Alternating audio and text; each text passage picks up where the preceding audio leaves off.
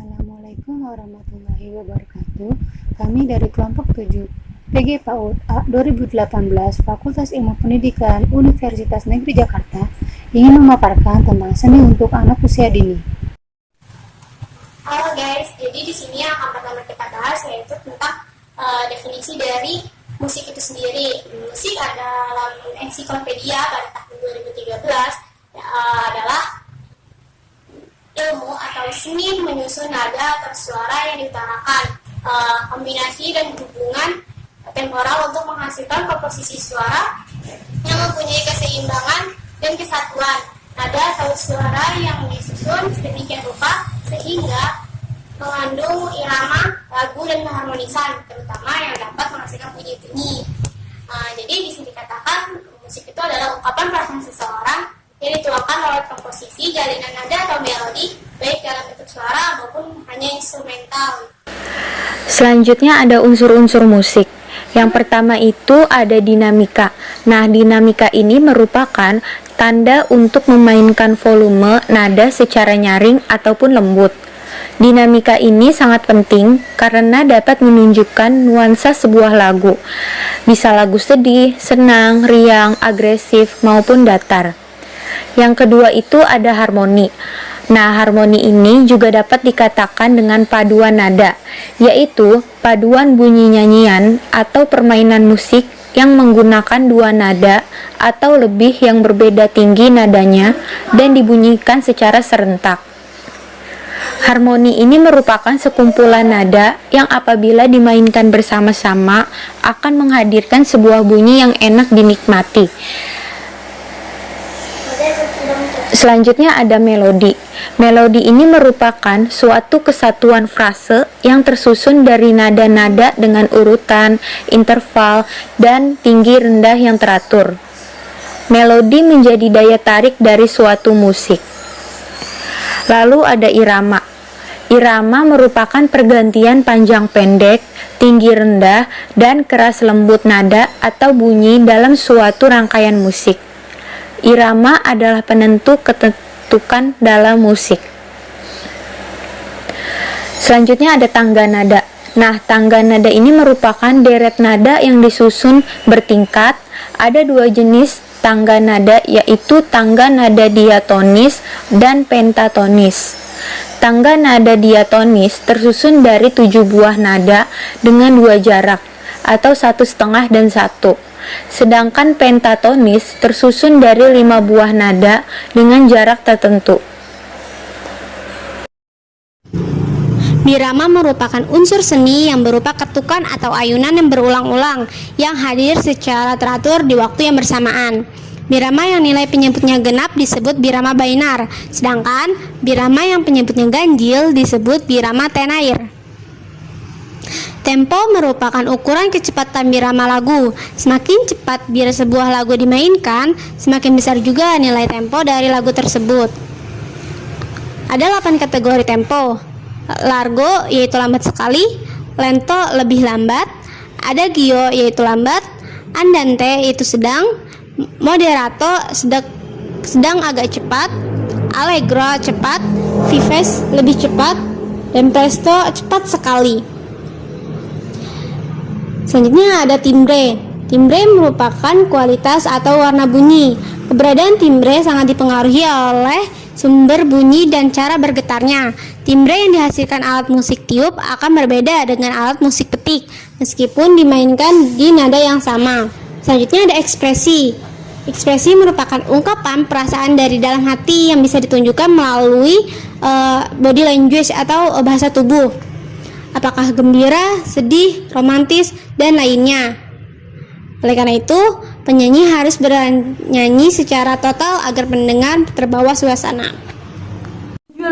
Tujuan musik itu untuk menikmati aktivitas musik, dapat mengekspresikan diri menggunakan musik seperti bernyanyi dan melalui vokal atau instrumental, dan dapat merasakan ragam jenis musik melalui mendengarkan, memainkan musik, dan gerakan. Lalu dapat berinteraksi sosial, di mana anak bermain musik dapat berinteraksi sosial dan mempunyai kemampuan bersosialisasi pada temannya, dan dapat mengekspresikan dirinya secara bebas seperti menari, bermain musik, Lalu adanya kepekaan dalam mendengar.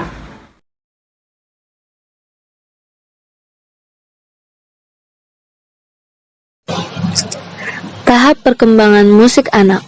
Musik untuk anak baru lahir hingga 3 tahun. Kegiatan musik untuk bayi dan balita melibatkan fisik. Aktivitas seperti menggelitik, memutar, memantul, dan memainkan jari. Pada tingkat ini, permainan musik menciptakan dan memperkuat ikatan pribadi khusus antara orang dewasa atau anak yang lebih tua dan bayi. Sementara juga memperkenalkan musik kepada anak.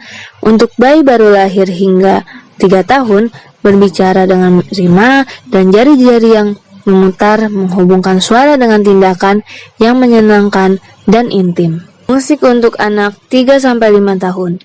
Anak-anak berusia 3-5 tahun mampu menyanyikan lagu-lagu yang lebih rumit, melakukan permainan dan rima yang lebih rumit, dan tentu saja mampu mendengarkan dengan lebih canggih. Mereka juga dapat memahami beberapa kosakata dasar dan unsur-unsur dasar musik.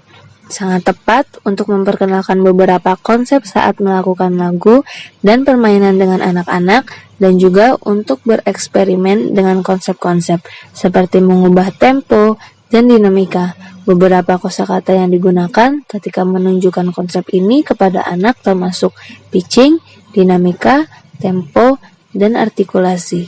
Selanjutnya ada musik untuk anak usia 6, 7, dan 8 tahun. Yang pertama, bernyanyi selaras dengan kisaran vokal sekitar 8-10 nada. Rasa harmoni muncul, belajar membaca lirik lagu, mampu menguasai lagu dengan tuntutan memori dan keterampilan pengurutan yang lebih besar. Preferensi musik cukup mapan, dapat mengungkapkan minat untuk bermain alat musik. Lalu yang terakhir ada menikmati permainan bernyanyi kelompok.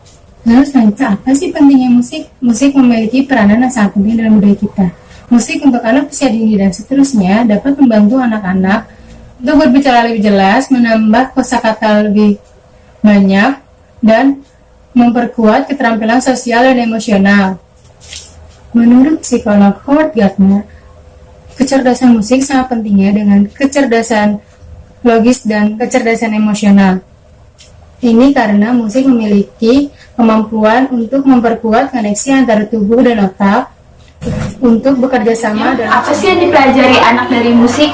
Berdasarkan penelitian yang dilakukan oleh tim peneliti pada tahun 1990-an, menunjukkan bahwa paparan musik sejak dini dan seterusnya akan membantu perkembangan bahasa anak lebih jelas, mengembangkan kosakata anak lebih banyak, serta memperkuat keterampilan sosial dan emosional anak. Nah, secara umum, paparan musik ini membantu anak dalam proses perkembangan suara nada dan kata-kata. Musik dan perkembangan anak usia dini. Musik dan perkembangan anak usia dini penting karena pada sejak 1950-an memiliki dua fakta yang terjadi adalah bahwa anak-anak mengekspresikan musik tidak dengan cara yang sama seperti orang dewasa, dan bahwa tahun-tahun sejak lahir sampai usia 6 tahun adalah periode yang paling penting bagi perkembangan musik anak. Karena anak menerima nada musik dan secara tidak sengaja membedakan frekuensi, melodi, dan rangsangan. Menurut peneliti, tahun-tahun awal masa kanak-kanak sangat penting untuk belajar mengacak nada musik dan membangun sistem organisasi mental untuk menghafal musik. Ini bahwa seperti pengembangan bahasa, balita mengembangkan keterampilan musik, mereka meniru dan menghafal irama dan nada lagu seperti bertepuk tangan dan bernyanyi dalam nada. Tanpa kemampuan ini, anak-anak tidak akan dapat mengembangkan keterampilan musik mereka. Peran penting orang tua dalam pendidikan musik. Orang tua memiliki peranan penting dalam pendidikan musik anak untuk menambah wawasan musiknya. Para peneliti bertahun-tahun telah mengemukakan bahwa anak yang berada dalam lingkungan keluarga berorientasi pada musik, maka pengetahuan musiknya akan berkembang daripada anak yang tidak memiliki keluarga berorientasi pada musik. Perilaku musik. Pengalaman musik harus mencakup komponen dasar musik seperti irama, melodi, dan timbre. Melalui perilaku musik seperti bernyanyi, mendengarkan, memainkan instrumen, juga gerak, serta menciptakan lagu, aspek-aspek ini sangat keterkaitan, masing-masing saling mempengaruhi. Semua sangat penting untuk proses musik. Selanjutnya ada mendengarkan, mengidentifikasikan dari beberapa tingkatan. Yang pertama ada kesadaran pendengaran, yaitu seperti mengenali suara ayahnya dan suara sirene truk pemadam kebakaran. Lalu ada diskriminasi pendengaran, yaitu kemampuan membedakan antara suara didengar.